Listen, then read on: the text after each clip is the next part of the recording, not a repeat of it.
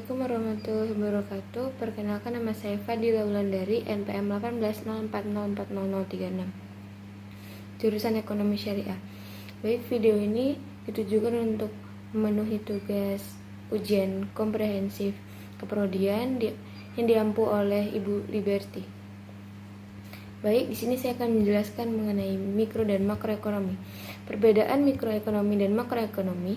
Mikroekonomi adalah aspek perekonomian dalam lingkup ekonomi yang lebih kecil, seperti perusahaan, perilaku konsumen, permintaan dalam penawaran, produksi, harga, dan lainnya.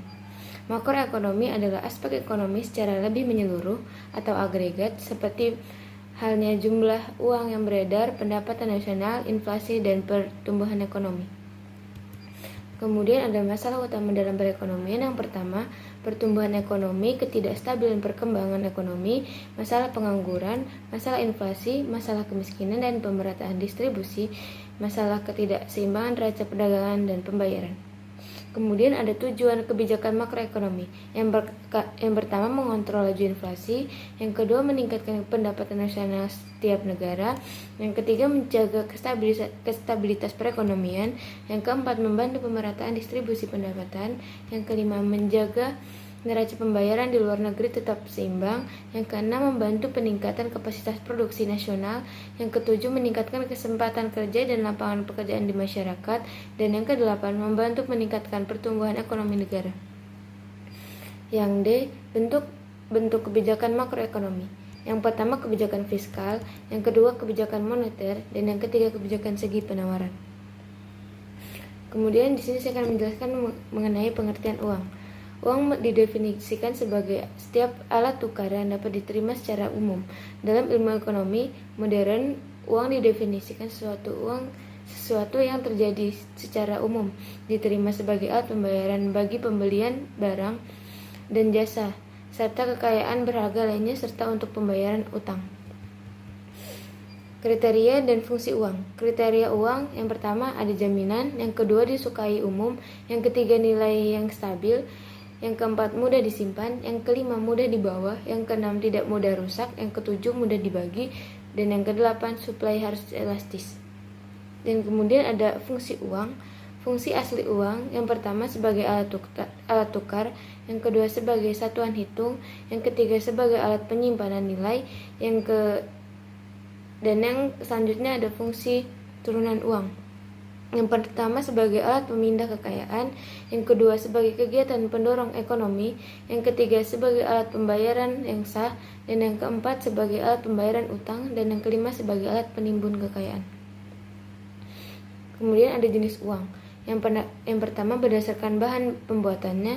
Yang pertama ada uang logam, yang kedua uang kertas. Kemudian ada berdasarkan nilainya. Yang pertama uang penuh dan uang tanda. Kemudian berdasarkan lembaga atas badan pembuatannya. Yang pertama uang kartal dan yang kedua uang giral. Yang keempat berdasarkan kawasan. Yang pertama ada uang domestik, yang kedua ada uang internasional. Kemudian kebijakan ekonomi konvensional dalam mengatasi inflasi. Yang pertama kebijakan moneter. Kebijakan moneter itu yang pertama meningkatkan pajak, yang kedua mengurangi pengeluaran pemerintah. Yang kedua ada kebijakan fiskal, yang ketiga kebijakan non-moneter dan non-fiskal. Pengertian inflasi. Inflasi dapat diartikan sebagai kenaikan harga barang dan jasa secara umum dan terus-menerus dalam jangka waktu tertentu. Definisi merupakan kebijakan dari inflasi, yakni penurunan harga barang secara umum dan terus-menerus. Dan yang kemudian kebijakan ekonomi Islam dalam mengatasi inflasi. Dalam ekonomi Islam, inflasi diatasi dengan mencetak uang dengan jumlah yang rendah atau minimal dan menerapkan kebijakan fiskal. Kemudian definisi kebijakan moneter. Kebijakan moneter adalah keputusan yang diambil oleh pemerintah dalam rangka menunjang aktivitas ekonomi melalui berbagai hal yang berkaitan dengan penetapan jumlah peredaran uang di masyarakat. Tujuan utama kebijakan moneter adalah menjaga stabilitas dan ketersediaan uang suatu negara. Di sini saya akan menjelaskan kemudian definisi kebijakan fiskal. Kebijakan fiskal adalah kebijakan pemerintah yang dilakukan dengan mengatur penerimaan dan pengeluaran pemerintah dalam rangka menjaga kegiatan ekonomi sesuai dengan yang diinginkan atau agar kondisi ekonomi menjadi lebih baik. Yang pertama, bentuk-bentuk kebijakan fiskal. Yang pertama, kebijakan fiskal fungsional. Yang kedua, kebijakan fiskal sengaja. Dan yang ketiga, kebijakan fiskal tidak sengaja.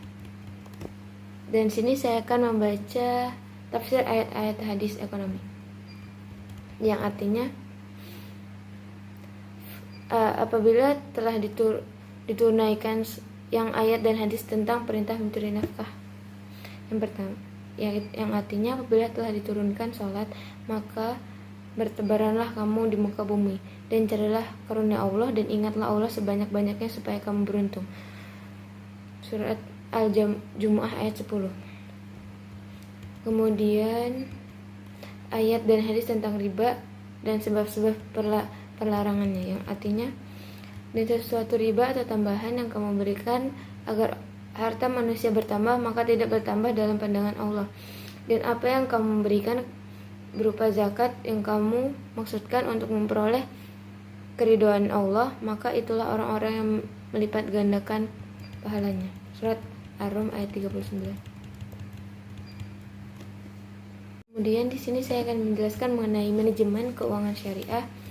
Yang pertama, konsep nilai uang atau time value of money and economic value of time. Time value of money artinya nilai waktu dari uang adalah konsep finansial yang menyatakan bahwa nilai uang sekarang lebih berharga daripada besar uang yang sama di waktu mendatang karena potensi pendapatannya uang tersebut. Kedua, economic value of time adalah sebuah konsep di mana waktulah yang memiliki nilai ekonomi, bukan uang yang memiliki nilai waktu ekonomik. Economic value of time memiliki arti memaksimalkan nilai ekonomi suatu dana dan periodik waktu. Kemudian ada hubungan rasio keuangan dengan kinerja keuangan bank, likuiditas, solvabilitas, rentabilitas, dan aktivitas. Likuiditas adalah kemampuan suatu perusahaan dalam memenuhi kewajiban jangka pendek yang dimilikinya pada saat jatuh tempo, atau kemampuan seseorang atau perusahaan untuk memenuhi kewajiban atau utang yang segera harus dibayar dengan harta lancarnya. Kemudian ada solvabilitas, adalah rasio keuangan yang mengukur kemampuan perusahaan untuk memenuhi semua kewajiban baik untuk jangka pendek maupun utang jangka panjangnya. Yang ketiga ada rasio rentabilitas, bertujuan untuk mengetahui kemampuan bank dalam menghasilkan laba selama periode tertentu. Yang keempat adalah rasio aktivitas. Rasio aktivitas itu adalah rasio yang mengukur seberapa efektivitas perusahaan dalam memanfaatkan sumber daya yang ada. Dan yang ke-C, return, risiko, dan portofolio investasi. Return adalah tingkat keuntungan yang diperoleh oleh investor dalam melakukan investasi. Risiko adalah bahaya akibat atau konsekuensi yang dapat terjadi akibat sebuah proses yang sedang berlangsung atau kejadian yang akan datang. Kemudian ada portofolio, adalah sekumpulan investasi yang dipunyai oleh perusahaan atau korporasi tertentu.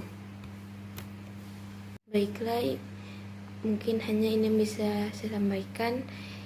Ini hasil dari resumen saya, kurang lebihnya saya mohon maaf. Wabillahi taufiq wal hidayah. Wassalamualaikum warahmatullahi wabarakatuh.